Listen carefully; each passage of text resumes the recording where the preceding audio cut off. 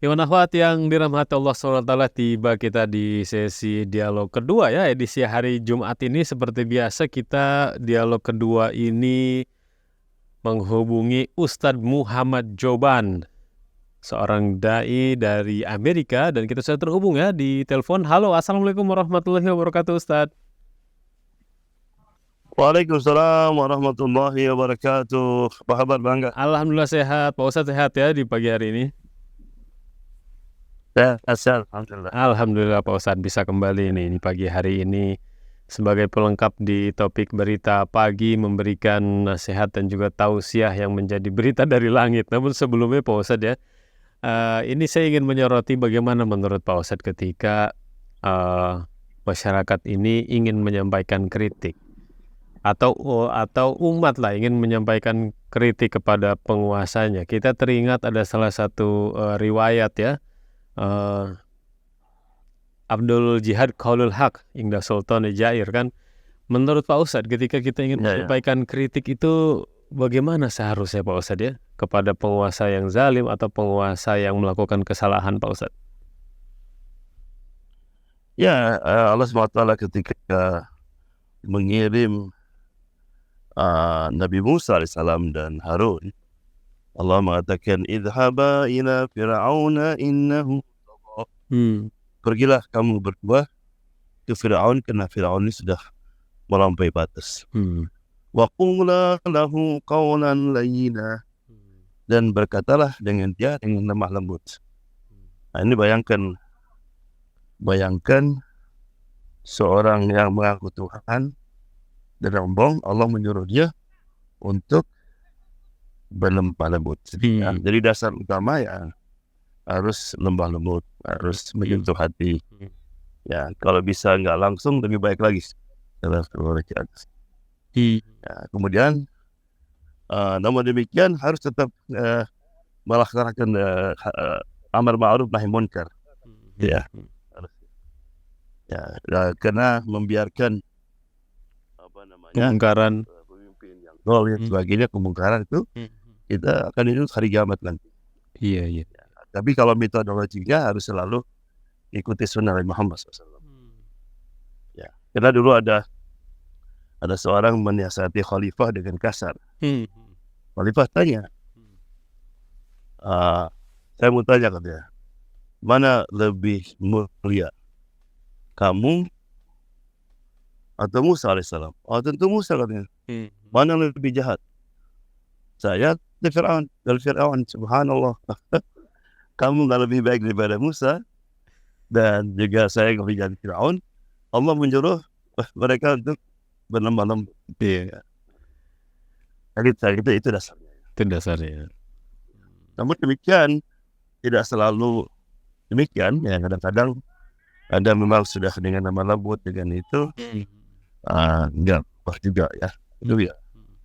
Mungkin ada cara yang agak pedas, tapi tetap menjaga sopan santun. Iya.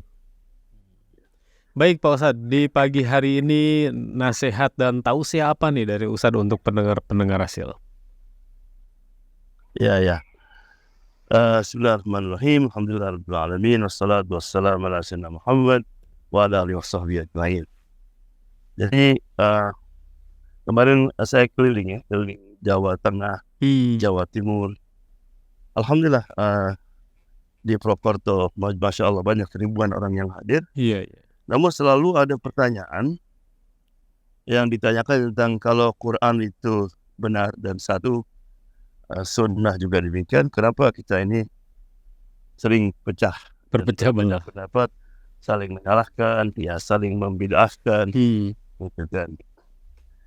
Ya saya jawab, karena kebanyakan itu karena tidak mendalami apa itu Islam. Jadi ada dua istilah dalam agama ini. Istilah namanya ad-din. Ad-din artinya agama. Dan kedua adalah fikruddin, pemahaman agama. Kalau ad-din itu satu.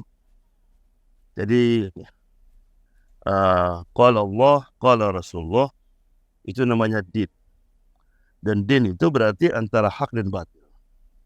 Ini gak ada tawar-tawar lagi sudah. Kalau sudah qala Allah, qala Rasulullah, sami'na wa ata'na. Tapi fiqhuddin, pemahaman agama itu disebut dengan antara benar dan salah. Benar dan salah. Kalau ada seorang bilang, kita kalau mau naik haji, pergi dari sini ke Dubai, Jeddah. Enggak, dari sini kita ke Singapura, Jeddah. Enggak, dari sini langsung ke Jeddah. Mana yang benar? Semuanya benar. Ya, jadi pendapat para ulama tentang agama ini itu antara benar dan salah. Jadi pendapat Imam Syafi'i, Imam Malik, ya, atau ustaz-ustaz sekarang, Ustaz Adi Hidayat, Abdul Somad, ustaz siapa saja, itu antara sahih dan khata, benar dan salah. Oleh karena benar salah, maka harus saling toleran, saling menghargai. Nggak boleh mengklaim bahwa pendapat saya yang benar. Oleh karena itu, kalau kita lihat sejarah para imam yang 4, mereka selalu toleransi. Right? Malah kadang-kadang mereka give up, meninggalkan pendapatnya demi menghargai gurunya. Al-Imam Syafi'i ketika dia pergi ke Madinah, itu nggak pakai guru salatnya. Ketika ditanya oleh muridnya, ini adalah tempat guru saya, Imam Malik. Jadi menghargai guru itu lebih utama daripada perbedaan masalah funu'iyah. Right? Demikian juga saya dengar dulu ada sebuah kisah sangat menarik. Jadi ada muktamar yang dihadiri oleh NU dan Muhammadiyah. NU dipimpin oleh Dr. Idham Khalid, sedangkan Muhammadiyah dipimpin oleh Hamka. Nah, waktu salat subuh hari pertama itu yang Imam Hamka. Nah, Hamka salatnya pakai kunut. Allahumma hdina fiman hadait. Pakai kunut. Kemudian ada yang nanya dari anggota Muhammadiyah, kenapa kita kan Muhammadiyah, kenapa pakai kunut? Dia bilang, ada Pak Idham Khalid di belakang saya. Subhanallah. Besoknya salat subuh yang imam Pak Idham Khalid nggak pakai kunut. Orang Indo macam protes, kenapa nggak pakai kunut, gitu kan? Dia bilang ada Pak Hamka di belakang saya. Jadi saling menghargai mereka berdua. Ya. Jadi kemudian kalau kita lihat juga zaman Rasulullah SAW antara sahabat itu juga terjadi beda pendapat. Antara Abdullah bin Umar, Abdullah bin Abbas, itu jauh beda banget. Malah Nabi pernah mengutus sahabat untuk pergi ke Bani Quraidah. Kata Nabi, jangan salat asar sampai di tempat Bani Quraidah. Jalan mereka, di tengah jalan rupanya sudah hampir maghrib, berarti ketinggalan asar. Sebagian sahabat berhenti, kemudian mereka salat asar di jalan. Yang lain enggak, karena itu perintah Nabi suruh salat di sampai sana. Mereka salat asar sudah hampir isya. Ketika pulang, ditanya kepada Rasulullah SAW. Kata Rasulullah nanya, yang pertama salat asarnya, kenapa salat asar di jalan? Dibilang, karena Allah mengatakan, inna salata kanat al-mu'minina kitaban maqbuta. Kita mau salat pada tempatnya. Kemudian yang kedua, ati Allah wa ati Rasul. Taatlah kepada Allah dan Rasul. Jadi mentaati Rasul itu wajib. Nabi mengutuk dua-duanya. Ya, kisah terakhir. Jadi pernah Nabi dan sahabatnya pergi suatu tempat, kemudian mereka makan sama-sama, yaitu motong onta. Setelah motong onta, kemudian ada yang kentut, orang kebauan, gitu kan. Nah, Nabi kan tidak mau orang yang kentut ini sampai dia malu nanti. Kan kalau nanti dia wudhu, oh kamu ya.